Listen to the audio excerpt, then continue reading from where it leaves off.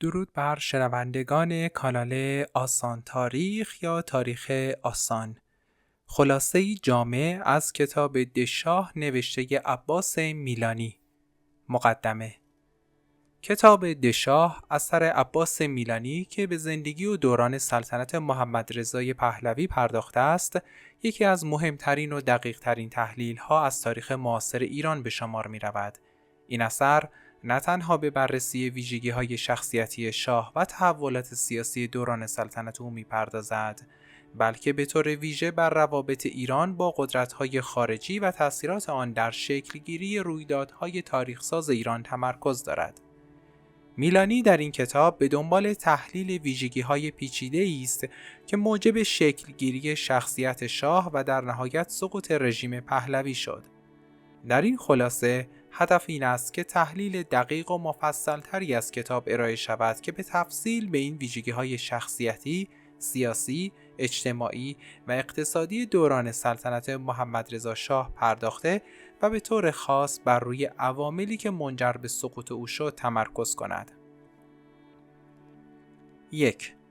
دوران کودکی و نوجوانی. محمد رضا پهلوی در سال 1919 در تهران به دنیا آمد، در حالی که ایران تحت سلطنت پدرش رضا شاه در حال تحولات سریع بود. پدرش که فردی مقتدر و با دستانی پرقدرت درگیر تحول و توسعه کشور بود، برای پرورش پسرش همانطور که خود رشد کرده بود انتظارات خاصی داشت. محمد رضا در دوران کودکی و نوجوانی تجربه هایی داشت که تأثیر عمیقی بر شخصیت سیاسی و آینده سیاسی او گذاشت. یکی از مهمترین این تجربیات عدم احساس محبت و حمایت از سوی پدرش بود. رضا شاه فردی بسیار سختگیر بود که بیشتر بر سیاست و اقتدار نظامی متمرکز بود و کمتر به نیازهای روحی و عاطفی پسرش توجه می‌کرد. این رابطه که سرد و بعضاً سختگیرانه با پدر باعث شد که محمد رضا احساس عدم امنیت روانی و عزت نفس پایین داشته باشد. این موضوع بعدها در تصمیمات سیاسی او تأثیرات مهمی داشت، چرا که شاه همواره در طول زندگی خود در جستجوی تایید از طرف دیگران، به ویژه غریبان بود. 2. سلطنت محمد رضا پهلوی. محمد رضا در سال 1941 پس از استعفای پدرش رضا شاه که در پی فشارهای متفقین و اشغال ایران توسط نیروهای بریتانیا و شوروی صورت گرفت به سلطنت رسید. این انتقال قدرت به نوعی تحمیل شده بود، چرا که شاه جدید نه تنها از حمایت داخلی مردم برخوردار نبود، بلکه سلطنت او نیز تحت کنترل و نظارت بیرحمانه کشورهای خارجی به ویژه بریتانیا و اتحاد جماهیر شوروی قرار داشت. در ابتدا محمد رضا شاه در برابر فشارهای خارجی و داخلی خود را فردی ضعیف می‌دید و نمی‌توانست به طور مستقل تصمیم بگیرد. با وجود سلطنت، عملاً تصمیمات مهم کشور تحت نفوذ و فشار قدرت‌های خارجی بود. این ضعف شاه و بی‌اعتمادی به توانایی‌های خودش در روزهای اولیه سلطنت باعث شد که همیشه احساس نیاز به کمک خارجی و تایید قدرت‌های بزرگ داشته باشد. 3. کودتای 28 مرداد 1953. یکی از مهمترین و بحرانی ترین لحظات دوران سلطنت محمد رضا شاه کودتای 28 مرداد 1953 بود. این کودتا به ویژه در تاریخ ایران و روابط ایران و غرب به شکل یک نقطه عطف شناخته می شود. پس از اینکه نخست وزیر وقت محمد مصدق نفت ایران را ملی کرد و به دنبال سیاست‌های استقلال طلبانه‌ای بود که مورد تایید بریتانیا و ایالات متحده قرار نداشت، شاه با تهدید برکناری روبرو شد. در این برهه شاه به طور موقت از ایران فرار کرد و دولت مصدق سرنگون شد. با دخالت مستقیم و پشتیبانی سازمان سیا و MI6 بریتانیا، کودتای 28 مرداد به وقوع پیوست. 28 مرداد 32 و شاه دوباره به سلطنت بازگشت. این کودتا نقطه عطفی در تاریخ معاصر ایران بود که نشان دهنده وابستگی شاه به قدرت‌های خارجی و بی‌ثباتی سیاسی در داخل ایران بود. 4. اصلاحات شاه و انقلاب سفید. شاه در دهه‌های 1960 و 1970 تلاش کرد که تغییرات گسترده‌ای در کشور ایجاد کند. اصلاحات زمینداری، آموزشی، اقتصادی و اجتماعی که تحت عنوان انقلاب سفید شناخته می‌شدند، برای مدرنسازی ایران طراحی شدند. این برنامه‌ها شامل اصلاحات در نظام کشاورزی، دادن حق رأی به زنان و ایجاد برخی از نهادهای اجتماعی جدید بود. با این حال، این اصلاحات با مخالفت‌های شدیدی مواجه شد. برخی از روحانیون به ویژه آیت الله روح الله موسوی خمینی که مخالف هر نوع تغییر در ساختار اجتماعی و دینی ایران بودند، به شدت این برنامه‌ها را نقد کردند. همچنین بخشی از جامعه که از وضعیت اقتصادی ضعیف رنج می‌بردند، به این اصلاحات به عنوان طرح‌هایی برای حفظ طبقه مرفه و نزدیکی بیشتر به غرب نگاه می‌کردند. این نارضایتی‌ها به تدریج تبدیل به جنبش‌های اعتراضی علیه رژیم شاه شد. 5. بحران‌های داخلی و نارضایتی‌ها. در سالهای پایانی دهه 1970 بحران‌های اقتصادی و اجتماعی در ایران به اوج خود رسید. فساد گسترده در دولت، نابرابری‌های اجتماعی و عدم تطابق بین شعارهای شاه و واقعیت‌های اقتصادی کشور باعث افزایش نارضایتی‌ها در میان اقشار مختلف جامعه شد. اعتراضات کارگری، دانشجویی و حتی از سوی برخی گروه‌های سیاسی به طور مداوم در کشور افزایش یافت. در این دوران شاه به دنبال اعمال سختگیری‌های بیشتر و سرکوب مخالفان خود بود، اما این روش‌ها تنها باعث افزایش نارضایتی عمومی و تشدید بحران‌ها شد. بسیاری از مردم به ویژه طبقات متوسط و پایین احساس می‌کردند که شاه هیچ گونه برنامه‌ای برای حل مشکلات آنها ندارد. 6. انقلاب اسلامی 1979 و سقوط شاه. در نهایت در سال 1979 انقلاب اسلامی ایران به رهبری آیت الله خمینی شاه را از تخت سلطنت برکنار کرد. این انقلاب که با حمایت گسترده مردم از تمامی اقشار جامعه روبرو شد، به سرعت به سراسر کشور گسترش یافت. شاه که دیگر از حمایت‌های داخلی و خارجی بی بهره بود، در تاریخ 16 ژانویه 1979 ایران را ترک کرد. سقوط رژیم پهلوی نه تنها به پایان دوران سلطنت در ایران منجر شد، بلکه تغییرات اساسی در ساختار سیاسی، اجتماعی و اقتصادی کشور به وجود آورد. جمهوری اسلامی ایران جایگزین رژیم شاهنشاهی شد و ایران به یکی از مهمترین کشورهای خاورمیانه تبدیل شد که تأثیرات گسترده‌ای در سیاست جهانی داشت. 7. تحلیل شخصیت محمدرضا شاه. عباس میلانی در کتاب خود به طور مفصل به تحلیل شخصیت پیچیده محمدرضا شاه می‌پردازد. شاه فردی بود که در طول دوران سلطنت خود همیشه در تلاش بود تا توجه غربیان و به ویژه آمریکا را جلب کند. او از یک سو تلاش می‌کرد تا تصویر یک شاه مقتدر را در عرصه جهانی ترسیم کند و از سوی دیگر همواره تحت تأثیر فشارهای خارجی و داخلی قرار داشت. شاه در بسیاری از مواقع تصمیمات مهم خود را نه بر اساس منافع ملی ایران، بلکه به دلیل نیاز به تایید از سوی کشورهای غربی اتخاذ می‌کرد. این ویژگی‌ها در کنار ضعف‌های روانی و شخصیتی او را به فردی وابسته و بی‌ثبات تبدیل کرده بود که در نهایت به سقوط او انجامید. 8. روابط خارجی و تأثیر قدرت‌های جهانی. یکی از ویژگی‌های بارز دوران سلطنت محمدرضا شاه روابط پیچیده و پرتنش ایران با قدرت‌های بزرگ جهان بود. شاه از یک سو تلاش داشت که خود را به عنوان یک بازیگر مستقل در عرصه جهانی معرفی کند و از سوی دیگر به شدت به کمک و پشتیبانی کشورهای غربی به ویژه ایالات متحده آمریکا و بریتانیا وابسته بود. در دهه‌های 1950 و 60 ایران تحت سلطنت محمدرضا شاه رابطه نزدیک و استراتژیکی با ایالات متحده برقرار کرد. این رابطه که در ابتدا بر مبنای کمک‌های اقتصادی و نظامی بود، به تدریج به یک وابستگی کامل به قدرت‌های غربی تبدیل شد. شاه همواره تلاش می‌کرد که ایران را به عنوان یک نقطه استراتژیک در منطقه خاورمیانه مطرح کند و نقش ایران را در برابر تهدیدات شوروی برجسته سازد.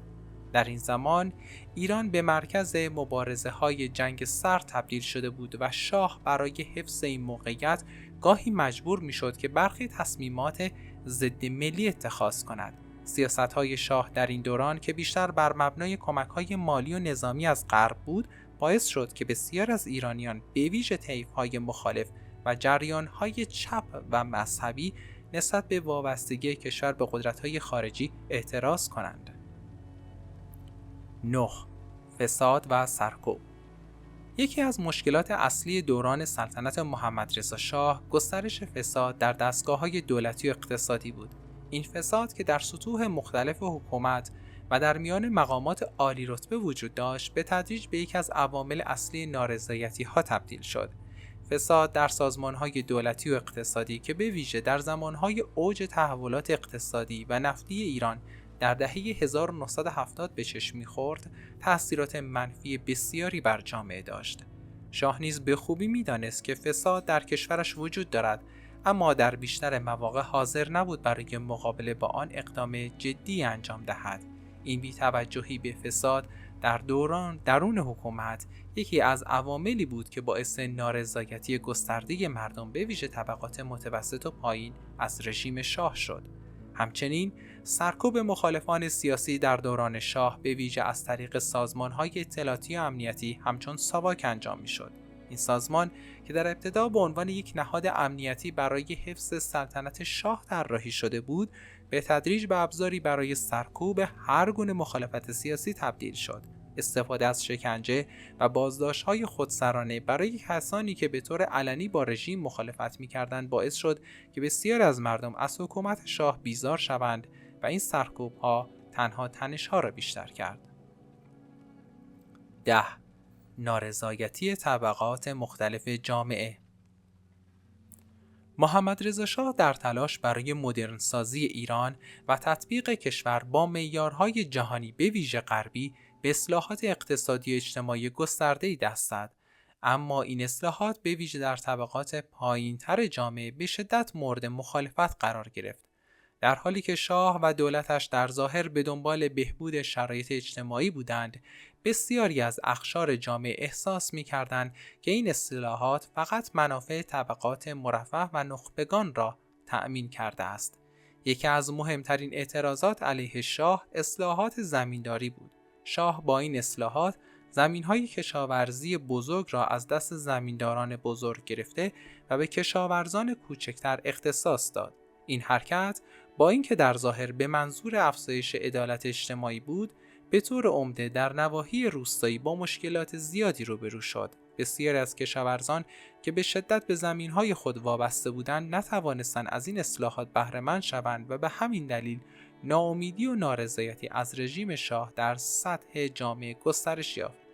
از سوی دیگر در دهه 1970 با افزایش قیمت نفت و رشد اقتصادی نسبی در تهران و دیگر شهرهای بزرگ ایران، طبقه مرفه و طبقات متوسط به طور گسترده از سیاست‌های شاه حمایت می‌کردند، اما در میان مردم عادی این شکاف طبقاتی همچنان بزرگ و عمیق باقی ماند. 11. دگرگونی‌های فرهنگی و اجتماعی. در کنار تحولات اقتصادی، شاه همچنان به دنبال تغییرات فرهنگی و اجتماعی بود. او به ویژه در زمینه حقوق زنان در پی ایجاد تحولاتی اساسی بود. در دوران سلطنت او، زنان در بسیاری از عرصه‌های اجتماعی و اقتصادی مشارکت کردند و حق رأی در انتخابات را کسب کردند. این اقدامات هرچند در ظاهر به نفع زنان به نظر می رسید، اما با مقاومت شدید گروه‌های مذهبی مواجه شد. روحانیون به ویژه آیت الله خمینی به این اصلاحات فرهنگی حمله کردند و آنها را مغایر با اصول اسلامی دانستند. به ویژه در دهه 1970 زمانی که دموکراسی و حقوق بشر در بسیاری از کشورهای غربی به عنوان یک اصول بنیادین مطرح شده بود، شاه تلاش می‌کرد تا ایران را به عنوان کشوری مدرن و پیشرفته در نظر جهانیان معرفی کند، اما در عین حال برای حفظ سلطنت خود از سرکوب‌های شدید داخلی بهره می‌برد که تضادی شدید با ایده‌های دموکراتیک داشت. 12. انقلاب اسلامی و سقوط رژیم پهلوی. روند تحولات در ایران در نهایت به انقلاب اسلامی سال 1979 رسید. در این سال اعتراضات گسترده‌ای در سرتاسر ایران علیه رژیم شاه به راه افتاد. مردم از طبقات مختلف جامعه، از دانشجویان و کارگران تا طبقات مذهبی و روشنفکران به خیابان‌ها آمدند و خواستار تغییر در ساختار حکومتی شدند. آیت الله خمینی که در طول دهه‌ها به عنوان یک مخالف جدی رژیم شاه شناخته می‌شد، در این دوران به رهبری ملی تبدیل شد. شاه که دیگر از پشتیبانی غرب و حمایت مردمی ایران بی بهره بود، در نهایت ایران را ترک کرد. در روز 16 ژانویه 1979 محمد رضا شاه ایران را ترک کرد و به مصر رفت. سقوط شاه به سرعت موجب پیروزی انقلاب اسلامی شد و جمهوری اسلامی ایران تحت رهبری آیت الله خمینی تأسیس شد. این تحولات به طور بنیادی ساختار سیاسی و اجتماعی ایران را تغییر داد و دوران جدیدی در تاریخ این کشور آغاز کرد. 13. تحلیل نهایی و پیامدهای سقوط. سقوط محمد رضا شاه و انقلاب اسلامی ایران نه تنها به پایان سلطنت 2500 ساله در ایران منجر شد، بلکه به طور عمده سیاست جهانی را تحت تأثیر قرار داد. انقلاب اسلامی ایران الگویی برای بسیاری از جنبش‌های ضد استعماری و اسلامی در سراسر جهان شد. ایران پس از انقلاب به یک جمهوری اسلامی تبدیل شد که تحت تأثیر شدید ایدئولوژی اسلامی قرار داشت و روابط خود را با غرب به ویژه ایالات متحده قطع کرد. از طرف دیگر این انقلاب در درون ایران نیز پیامدهای عظیمی داشت. کشور به یک سیستم حکومتی جدید با زیرساخت‌های سیاسی و اجتماعی کاملا متفاوت از گذشته وارد شد. این تغییرات که از سرنگونی رژیم شاه آغاز شد، کشور را وارد یک دوره پیچیده و پرتنش از نظر داخلی و خارجی کرد که هنوز هم در تحولات سیاسی ایران مشاهده می شود. پایان خلاصه جامع از کتاب دشاه نوشته آقای میلانی، عباس میلانی. دوستان همراهان گرامی، این کتاب به زبان انگلیسی نوشته شده و قطعاً با بخش‌ها یا حتی ممکنه کل این کتاب مخالف بوده باشیم، ولی این کتاب و خلاصه از کتاب‌های دیگر در آینده مخالف دیدگاه‌های ما و شاید حتی بگید مخالف واقعیت آورده میشه تا بدانیم در مورد شاه ایران محمد رضا شاه پهلوی که سبب بسیاری از پیشرفت‌ها در این کشور شده چه چیزهایی آوردن و چه چیزهایی نوشته شده است. دوستان و دشمنان را بشناسیم.